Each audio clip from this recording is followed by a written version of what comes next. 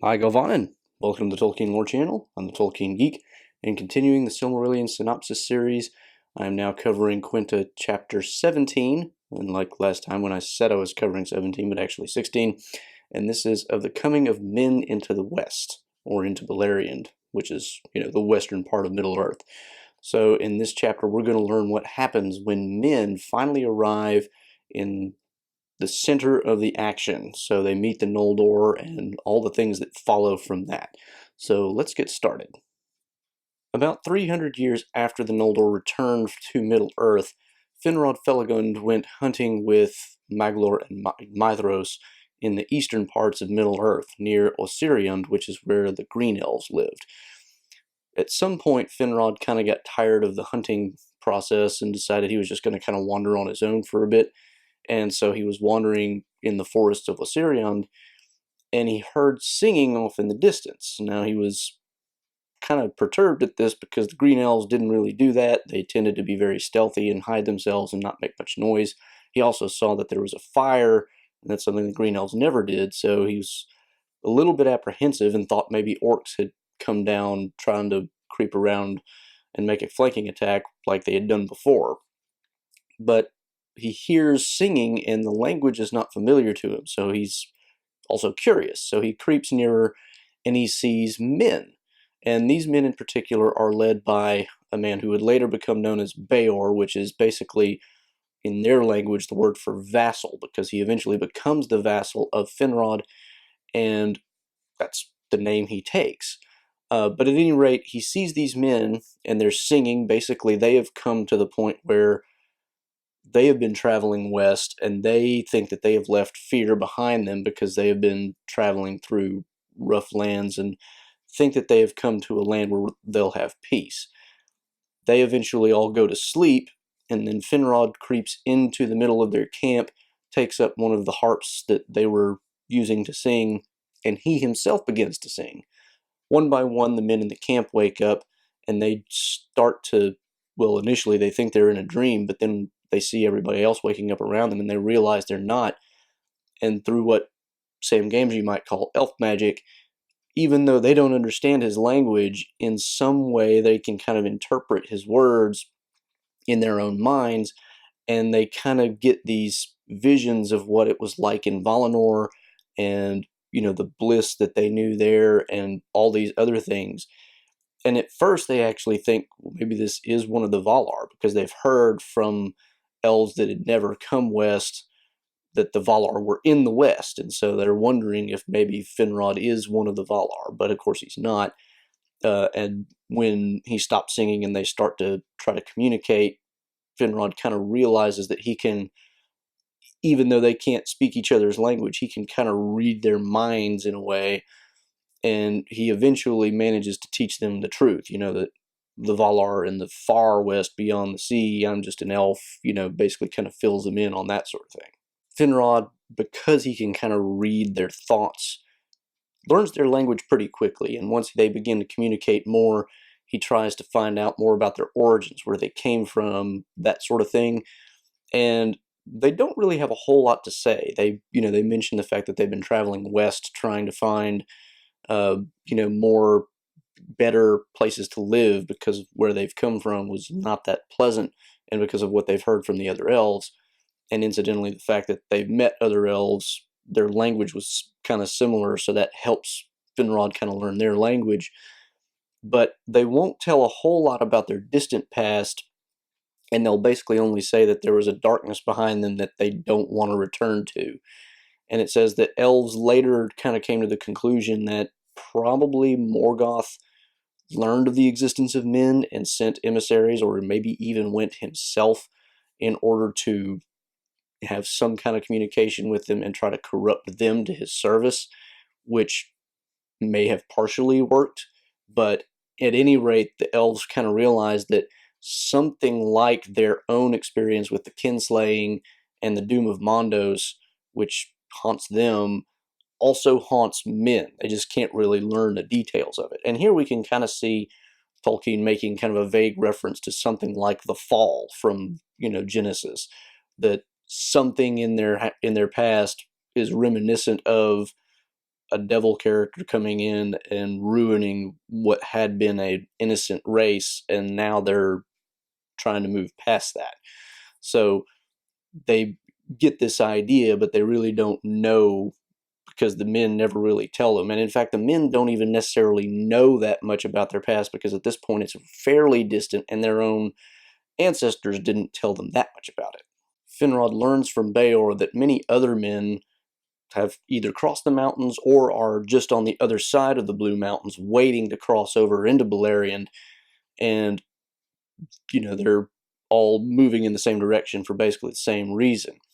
The Green Elves are not too happy with this arrangement, because the men are killing animals and they're cutting down trees and that sort of thing, so they find out that Finrod has some kind of influence with the men, and they basically tell him, if you can get these guys to leave, could you please do so? We don't really like them.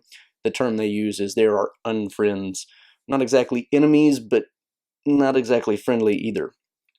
Finrod therefore tells Beor's people, who he's in contact with at the moment, can y'all kind of move? And so he gets them to move into a little bit to the west, into the lands that two of the sons of Feanor, Amrod and Amras, are controlling, and they eventually make this encampment, and that area becomes known as Estolad, which literally just means encampment.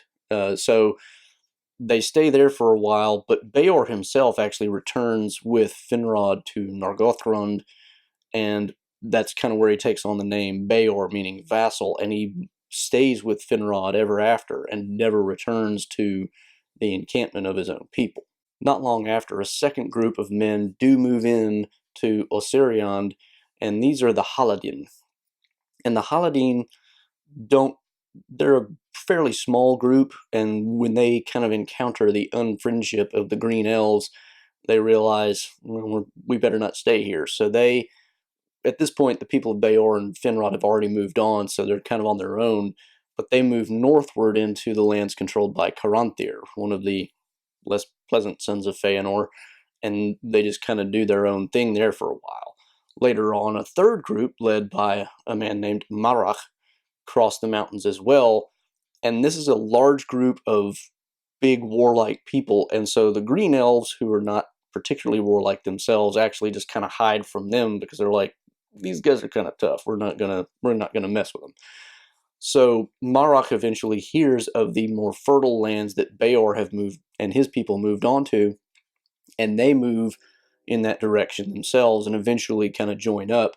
And they knew of each other before this, so there was kind of a happy reunion there, in kind of the same way that the Noldor had a bit of a reunion with the Grey Elves when they came back to Middle-earth. Finrod often returns to visit men, and Fingolfin also ends up sending messengers himself, basically kind of inviting some of them to become vassals in his land. And in fact, over time, most of the men kind of grow tired of living in the encampment Estolad, and so they tend to want to move further west to be where the elves have, more civilization, because they're kind of in a, not exactly wilderness, but sparsely populated area. And so most of the elves basically do say, well, you know what, if you want to come and join us, that's fine. So most of the men of Beor's people and Marach's people eventually do move west. Beor's people settle in Dorthonion, which is the forest region just to the north of the Ered Gorgoroth, where Ungoliant had all of her spawn and did all kinds of nasty things. Most of the people of Marach end up moving to Hithlum, which is where Fingolfin and Fingon are living with, the biggest group of the Noldor. So they're kind of moving on and joining the forces of the elves themselves. Throughout all this process, nobody really talks to Thingol much about this whole thing, except for Finrod himself. And of course, Finrod, being of the House of Finarfin, has relationship with Thingol, and that's, part of the reason why he, actually gets Thingol involved. Thingol, though, apparently has had dreams that don't make him too happy about this whole man thing. And so he basically says, men aren't going to come into Doriath, and that's final. Not even the people of Beor, who are friends with Finrod, so they can just stay out of Doriath. Interestingly enough, though, when Melian hears about this, she actually takes Galadriel aside at one point and basically says, well, regardless of what he says, eventually there will come a man, and it will be of the House of Beor, who will enter Doriath, and I won't even be able to keep him out because a fate stronger than my power will drive him, and that will end up causing a lot of really significant events later on. So this is kind of presaging the Beren and Luthien story, but we'll get to that later. Now, there were some men in the encampment of Estolad who didn't want to move west. Some of them were intimidated by the bright eyes of the Noldor, kind of afraid of them in a way, and some of them just didn't want to be a part of a greater civilization. They wanted to roam free. So Bereg of Beor's people and Amlak of Marach's people, in fact, he's Marach's grandson, they're both kind of opposed to moving in with the elves. And this dissension leads to a great debate where they have basically a huge council where they're trying to decide what they're going to do. And the men on one side are basically saying, look, we came all this way trying to avoid war, find peace in better lands, and it turns out we just came right to the front lines of this huge war between elves and this, dark lord that we don't really want to get tangled up with. And, men on the other side were arguing, well, yes, but if we don't help them win the war and then he eventually wins, where are we going to go that he won't be able to find us and ruin our lives anyway? To which the others replied, well, let the elves look to it. Our lives are short enough. We'll be dead basically, and we might as well live more happily somewhere else. But then at the very end, somebody who looked like Amlak, but apparently wasn't, as we find out later, stands up and basically says, the elves are lying about everything they're telling you. There are no Valar in the west. There is no, great light out there. All of this is just their own personal thing against Morgoth, and they're just trying to use you as pawns. And at this point, all the men are kind of like, oh, that's a thought that we haven't had before, and that's kind of creepy. But then Amlak himself comes back, and everybody's, talking about what he said, and he's like, I didn't say that. And they realize something's bad going on here, and men on the side of the elves basically say, well, at this point, everybody should at least be on the same page that, yes, there is a Dark Lord, and yes, he is trying to do bad things, because this is obviously his work. And so some of the men still don't really want to go along with it. But Amlak, who had been on the other side of that whole debate, now kind of has a personal grievance against Morgoth, and he's like, I'm changing my mind. I wanna pay this Dark Lord back for, basically stealing my identity and trying to put words in my mouth. So that leads to some interesting changes. Meanwhile, back in the east, the Haladin are still living in the land of Caranthir, and at some point Morgoth sends a bunch of orcs to attack them. Now, at the time, they were living in pretty scattered settlements. They weren't all together in like one big civilization, so at first they got really, really slaughtered. But the leader at that time, Haldad, basically got them all together, built a huge barricade kind of between the arms of two rivers, and held out for a long time, but they were running out of food. So eventually he leads a sortie to try to break out, and he is killed as well as his son in that process. And at that point, his only surviving heir is a daughter named Haleth. And she eventually comes to lead the people, and just as the orcs are about to completely overwhelm them, Caranthir actually arrives with a bunch of elves and drives the orcs off. Up to this point, Caranthir hadn't paid really any attention to men, but now he kind of sees how valiant they are, and he actually honors Haleth and offers them, land and position in his area. And Haleth basically says, we don't want to be ruled by anyone, so thanks but no thanks. And she leads them west, basically to the Estolad where the other men are, but they still kind of live apart, not really mingling with the other men. Eventually, though, they get tired of living there, and Haleth decides that she wants to move even further west on their own without any help of men.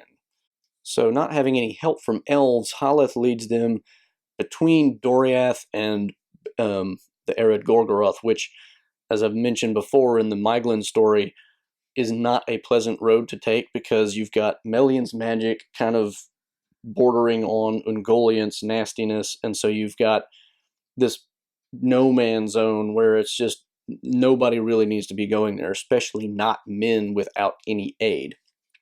But she leads them through nonetheless, and they suffer a lot of hardship and lose a lot of people, but through her strength of will, she finally brings them through, and eventually they mostly settle in the Forest of Brethil, which is basically kind of like the western edge of what would have been Thingol's kingdom. And in fact, he does claim that part as his kingdom, part of his kingdom, but it's to the west of the river. There's this just extra add-on bit of forest. That's where they're settling. Thingol only really allows this, A, because it's on the other side of the girdle of Melian. It's not encompassed by that, but also because Finrod, learning of their, all the hardship and things that they've gone through, kind of asks for this favor, and he basically says, okay, they can do that, but only if they guard the crossings of the river and don't let any orcs into the forest. Which Haleth is basically like, if you think I'm going to let orcs do anything after they've killed my parents, you're silly. But anyway, pretty much ever after this, that group of people, the Haladin, aren't actually known as the people of Haleth because she is such a strong leader, and that, they just take her name basically as the name of their people. Now, the men mainly learn the Sindarin tongue because that is at this point the daily common language, although they maintain some memory of their Mannish languages as well. Also, they begin to mingle with the elves, and the elves eventually realize, that total mingling of our peoples really isn't for the best. It doesn't explain why this is, but they basically come to the conclusion they need to have their own lands kind of apart, even if they are nearby, and to have their own chieftains. And as a result of this, they do kind of give them their own lands, although many men do also just take personal service with the elven princes. Hador, for instance, is one of the people of Marach, and he's kind of the leader of that people at this point. He takes up personal service with Fingolfin, and he actually becomes the greatest chieftain of men at the time, and in his household only Elvish is spoken. Hador himself is given the land of Dor-Loman, which is a part of the greater realm of Hithlum, to be the land where he and the men of his following live. Boromir, you may recognize that name, who is a descendant of Beor, is given the land of Dorthonion for, their men to live in. And the men of Beor's house are dark-haired, gray-eyed, and kind of more like the Noldor. They're very apt to learn, very eager to learn, and that sort of thing. But the people of Marach's house, led by Hador, are more golden-haired and more tall and warlike and that sort of thing. The people of Haleth are more like the people of Beor, but tend toward more solitude and less likely to really engage in learning and being skillful with their hands and that sort of thing.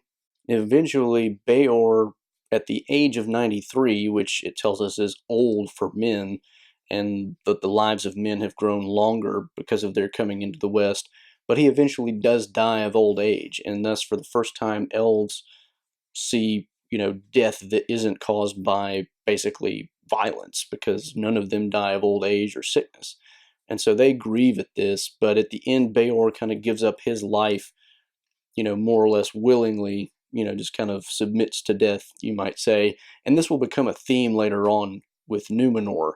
And speaking of Numenor, the House of Hador, speaking only Elven, it's from their people that the language of Numenor eventually comes, it tells us. All in all, though, the Edain, which is the name that the elves give to the men, which is basically the second comers, it's the Sindarin form of Atani, but the name, it tells us, is really only applied to these three houses that are of the elf friends. There are other men that we'll meet later on, but they don't get the title of Edain. But it tells us that the Edain do basically completely outstrip all the other men because of their association with elves at this point. And that is how men came into the West. So, hope you enjoyed that video. Hope you learned a little bit about how men came into contact with the Elves and Beleriand and all that sort of thing. As usual, of course, I will link to the entire series playlist in the description below, so you can catch up on all the videos in the Silmarillion Synopsis series if you've missed any. And of course, you can also find me on Twitter at JRRTLore, where occasionally I put out some random trivia questions. Also, of course, you can subscribe to the channel here. You can support me on Patreon over here, and I do have a recently uploaded behind-the-scenes video for you there if you want to do that, and 2 of my previous videos here. Until next time, I'm the Tolkien Geek signing out for the Tolkien Lore channel. Namarie.